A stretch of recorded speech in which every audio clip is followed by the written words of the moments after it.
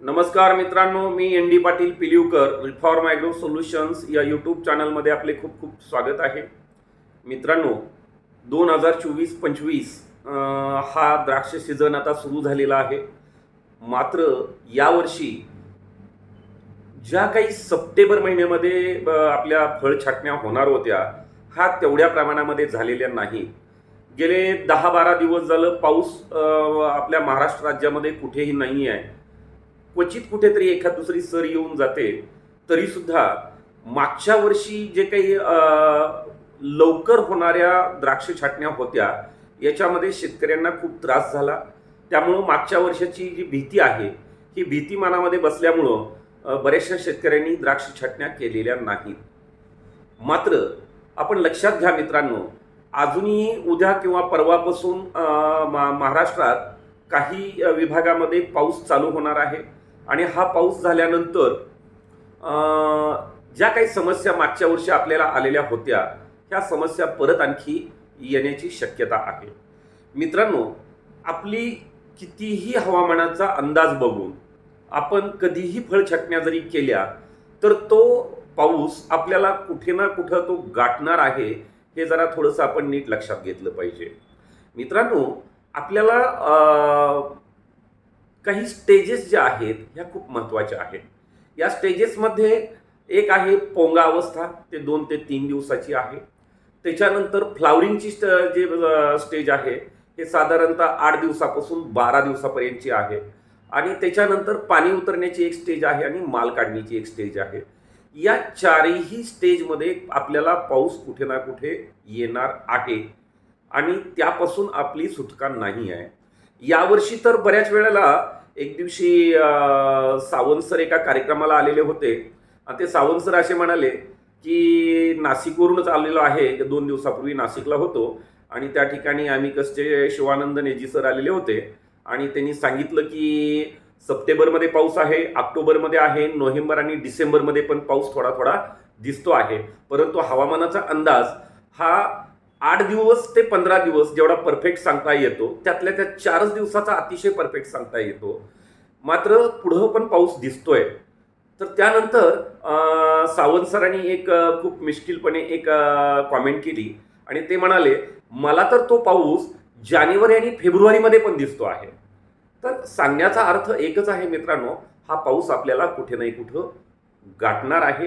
त्यासाठी आपण कितीही तारखा पाहिल्या, काही केलं, मित्रांनो एकच गोष्ट लक्षात ठेवा की आपण पारंपरिक पद्धतीनं आपल्या विभागानुसार, आपल्या जमिनीनुसार आणि आपल्या व्हरायटीनुसार आपल्या ज्या काही पूर्वीपासून चालत आलेल्या तारखा आहेत, ह्या सगळ्यात महत्त्वाच्या आहेत आणि याच्यासारखं फायदेशीर काही नाही आहे. मित्रांनो, एक दुसरं प्रेडिक्शन करायला, एक अंदाज बांधायला खूप यावर्षी वाईट वाटतं की यावर्षी ज्या लवकर छाटण्या घेणारे लोक होते, हे थांबलेले आहेत. ते पण आता सुरू करतील आणि मागच्या 2-3 वर्षामध्ये असं होत गेलेलं आहे की दरवर्षी छाटण्या एकत्र येत गेल्या आणि रेट पडायला सुरुवात झालेली होती. तर ह्या वर्षी ती परिस्थिती आणखीन मोठ्या प्रमाणात येऊ नये, यासाठी प्रत्येकाने आपापल्या छाटण्या वेळेवर कराव्यात आणि एकदम गर्दी करू नये, ही सगळ्यात महत्त्वाची गोष्ट आहे.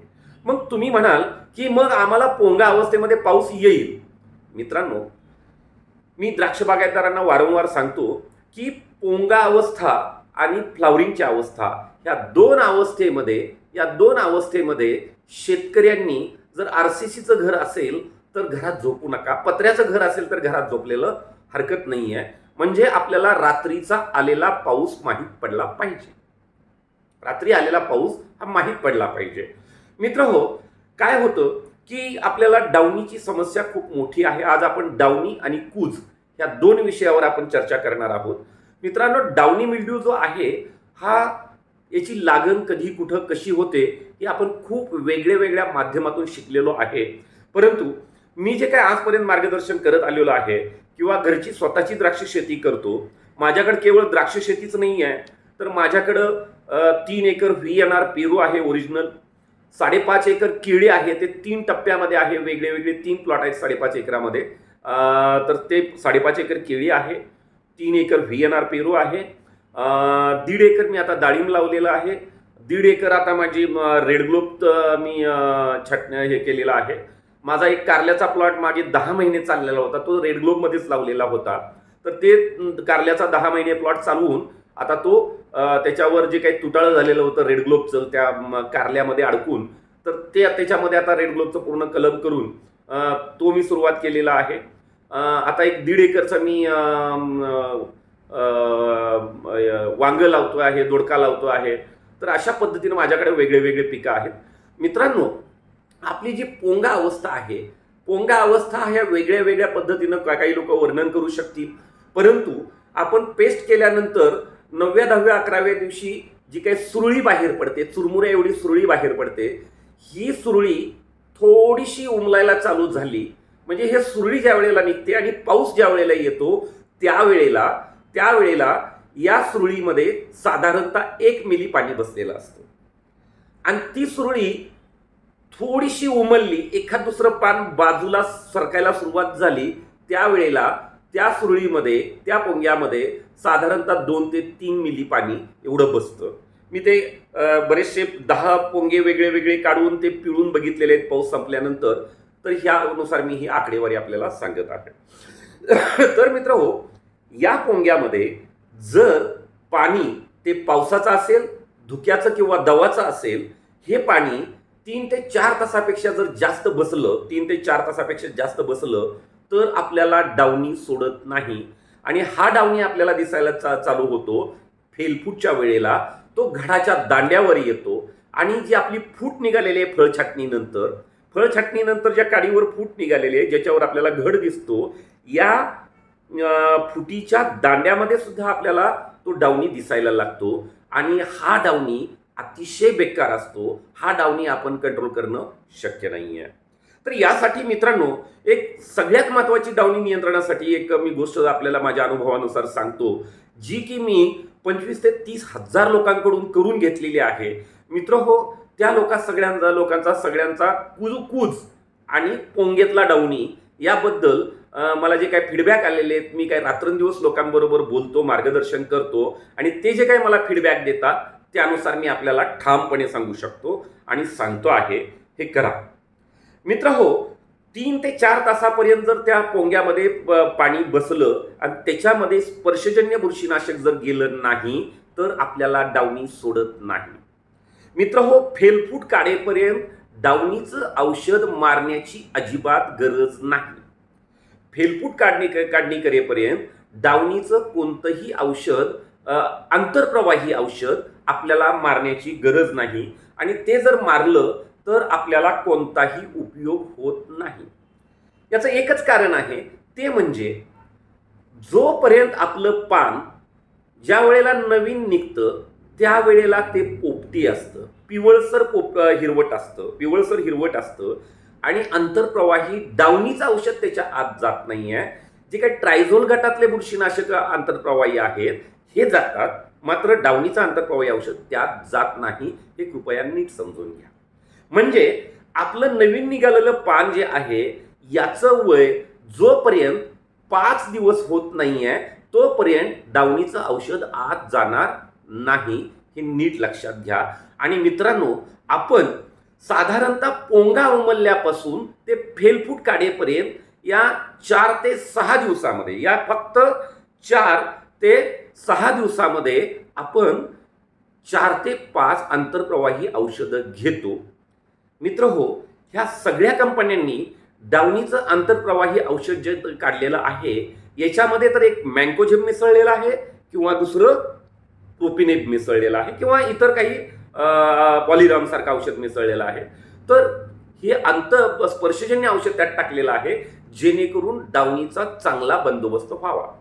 मग हे आपल्याला आंतरप्रवाही औषध जे आहे याची गरज आपल्याला फेलफूट काढल्यानंतर एक आणि फ्लावरिंगच्या अगोदर एक, गरज पडली तर फ्लावरिंगमध्ये एखादं आणि सेटिंग नंतर एक, एवढेच डावणीच्या आंतरप्रवाही औषधाची आपल्याला गरज आहे.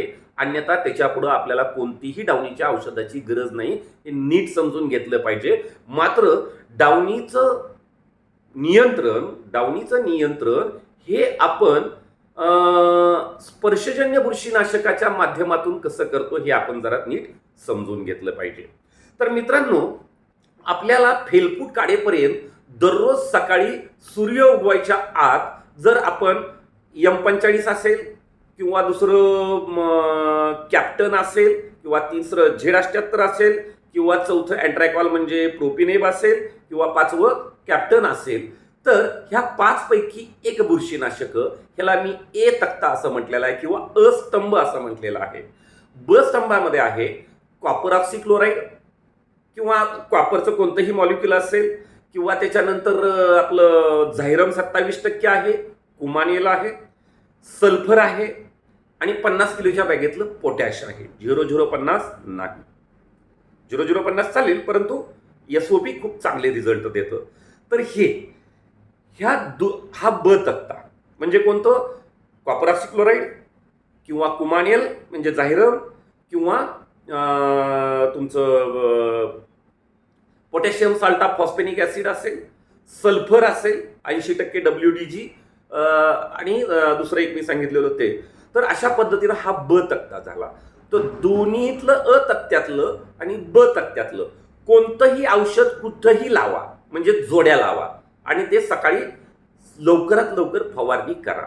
कारण जसं जसं सकाळचा संधी प्रकाश निघतो आणि संधी प्रकाशानंतर आपल्याला डावणी काम करायला चालू करतो. डावणी हा संधी प्रकाशामध्ये सकाळी काम करायला चालू होतो.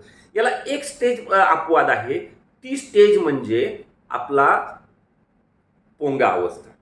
पोंगा अवस्थेमध्ये दिवस असो किंवा रात्र असो, ज्या वेळेला पाऊस पडतो किंवा दवाचं धुक्याचं पाणी साचतं त्याच्या 3 ते 4 तासाच्या आत, रात्र असो किंवा दिवस असो, आपण ह्या दोन्ही जोड्यांमधलं याच्यामध्ये मात्र जर पाऊस पडलेला आहे पोंगा अवस्थेमध्ये, तर अ तक्त्यातलं कोणतंही एक औषध आणि ब तक्त्यामधलं कोणतंही एक आणि त्याच्यामध्ये सल्फर आणि पोटॅश हे क तक्ता करा, सल्फर आणि पोटॅशचा क तक्ता करा.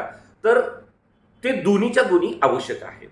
म्हणजे जर समजा अ तक्त्यातलं सगळे जे औषधं आहेत हे आपल्याला 2.5 ग्रॅम प्रति लिटर हे प्रमाण आहे. ब तक्त्यातलं सुद्धा 2.5 ml किंवा 2.5 ग्रॅम प्रति लिटर एवढं प्रमाण आहे. आणि क तक्त्यातलं सल्फर 80% WDG याचं प्रमाण आहे 1 लिटर पाण्याला 1.5 ग्रॅम आणि SOPचं प्रमाण आहे 50 किलोच्या बॅगेतलं SOPचं प्रमाण आहे 1 लिटर पाण्याला 3 ग्रॅम. हे कोरड्या बागेवरचं प्रमाण आहे. तर मित्रांनो, आपण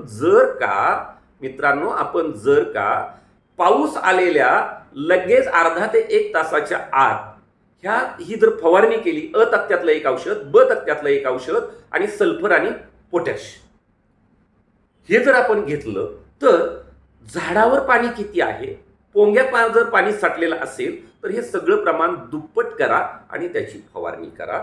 मित्र हो, आपल्याला डावणी माल बाग निघेपर्यंत कुठंही दिसणार नाही. हे मी तुम्हाला फेलफूट पर्यंत सांगितलं, म्हणजे पोंगा अवस्थेतलं त्या 2 ते 3 दिवसातलं सांगितलं. तिथून पुढे 2 ते 3 दिवसांना आपली फेलफूट निघते. या वेळेला सुद्धा सकाळी लवकर आपली फवारणी जर झाली आणि दिवसा कधीही पाऊस आला तर त्याच्यानंतर एक फवारणी झाली आणि रात्रीचा जरी पाऊस आला तर रात्री समजा 12 तास रात्रभर पाऊस पडतोय तर कमीत कमी रात्रीच्या 2 फवारण्या आणि सकाळची लवकरची 1 फवारणी ही महत्वाची आहे. जर रात्रभर पाऊस उघडतच नाही पोंगा अवस्थामध्ये, तर आपल्याला ह्या सगळ्या तिन्ही तक्ते आहेत, यातलं जे आपण औषधं घेतलेले आहेत याचं प्रमाण तिप्पट करा आणि फवारणी करा. पोंगा अवस्थेमध्ये जे काही कमी घनतेचं पाणी बसलेलं आहे, हे जड घनतेचं औषध टाकलेलं पाणी ज्या वेळेला जातं त्यावेळेला त्याच्या आत गेल्यानंतर त्यातली हवा पूर्णपणे निघते आणि परत वरून पाऊस पडला तरी साधारणतः तास ते 1.5 तास त्या पोंग्यामध्ये जे गेलेलं M45 असेल, इकडे कॉपर असेल किंवा SOP आणि सल्फरचं असेल, M45 सल्फर आणि पोटॅश हे कॉम्बिनेशन अतिशय चांगलं आहे. आणि फ्लावरिंगच्या अगोदरपर्यंत अशा पद्धतीनं युरोप एक्सपोर्टच्या बागेला जरी काही औषधं गेलेली असतील, हाच फॉर्म्युला जर आपण वापरला तरी सुद्धा रेसिड्यू येत नाही, हे मी ठामपणे सांगतो. तर अशा पद्धतीनं मित्र हो, आपण आपली द्राक्ष बाग ही पोंगा अवस्थेतल्या डावणीपासून वाचवू शकता. फ्लावरिंग अवस्थाचा आपण व्हिडिओ दुसरा एक वेगळा करू. तर मित्र हो, सकाळी लवकर एक फवारणी आणि पोंगा अवस्थेमध्ये त्या 3 दिवसामध्ये पाऊस रात्रीचा येऊ किंवा दिवसा येऊ लगेच 1-1.5-2 तासामध्ये एखादी जर आपण फवारणी घेतली तर मित्र हो, आपल्याला डावणी कधीही हे करणार नाहीये. आणि फेलफूट काढायच्या अगोदर जे काही आपण आंतरप्रवाही डावणीवरची औषधं वापरतोय मित्र हो, याचा आपल्याला उपयोग होत नाहीये. हे सगळेच्या सगळे पैसे आपले पाण्यात जातात. याचं कारण असं आहे, कारण जोपर्यंत पान हे पूर्णपणे हिरवं होत नाहीये, त्याच्यामध्ये क्लोरोफिल म्हणजे आणि क्लोरोप्लास्ट म्हणजे हरितद्रव्य येत नाही आणि हरितलवक येत नाहीये, तोपर्यंत डावणीचं औषध त्याच्या आतमध्ये जाणार नाही. एक दुसरी गोष्ट अशी आहे की जोपर्यंत 5 ते 6 तास सूर्यप्रकाश मिळत नाहीये, जोपर्यंत 5 ते 6 तास सूर्यप्रकाश मिळत नाहीये तोपर्यंत आपण डावणीचं फवारलेलं औषध हे बाग आपली 40 दिवसापर्यंत जरी झालेली असेल तरी डावणीचं ते औषध पूर्णपणे त्या पानामध्ये जात नाहीये. म्हणून थोडंसं जिऱ्या एवढं सेटिंग होईपर्यंत, बाजरी एवढं सेटिंग होईपर्यंत आपण हे स्पर्शजन्य औषधं अतिशय प्रभावीपणे वापरू शकतो. आणि हेच औषधं आपले काम करत असतात. मित्र हो, पहिल्या काळामध्ये आपले पूर्वज जे सांगतात की त्या काळामध्ये द्राक्ष बागेला औषधं कोणती होती, तर M45 होतं, कॉपर होतं, त्याच्यानंतर सल्फर होतं, कुमान म्हणजे झायरम होतं 4 आणि कार्बेंडिझिम 5. आणि तर या 5 औषधावरच डावणीचं पूर्णपणे नियंत्रण होतं. आणि मित्र हो, ते आजही होतं. ते नियंत्रण आज पण होतं. हे आपण नीट लक्षात घेतलं पाहिजे. तरी मित्रांनो, आता नवीन व्हरायटीज आलेल्या आहेत. नवीन व्हरायटीकडे आपण चाललेलो आहे. याबद्दल सगळ्यांचं अभिनंदन आहे. जे काही लवकर नवीन व्हरायटीमध्ये येणार नाही आहे त्यांना भविष्यामध्ये खूप मोठा त्रास होईल अशी एक जाणीव होते. कारण मागच्या काय ह्या 5-7-8 वर्षामध्ये आपण जे पाहिलेलं आहे, 5-6 वर्षामध्ये, याच्यामध्ये आपण खूप पोळलेलो आहे. तरी लवकरात लवकर बदल करा आणि ही द्राक्ष इंडस्ट्री चांगले द्राक्ष पिकवा. द्राक्षाला खूप पैसे लागत नाही आहेत. हे आपण अलीकडच्या काळामध्ये नवीन तंत्रज्ञान, नवीन मॉलिक्यूल, नवीन केमिस्ट्री म्हणून आपल्या अंगावर खूप थोपलेलं आहे. जर आपल्याला मी ज्या गोष्टी सांगितल्या तर याच्यामध्ये जर काही वाटत असेल तर 4 लाईनला तो प्रयोग करू नका, बाकी सगळ्या बागेवर करा आणि नंतर मला सांगा. तर मित्र हो, अशा पद्धतीनं छाटण्यात थांबवू नका. सगळे एकत्र येऊन रेट पडू देऊ नका. धन्यवाद मित्रांनो. मी ND Patil Pilivkar, reform agro solution या यूट्यूबमध्ये सगळ्यांचं स्वागत आहे. धन्यवाद.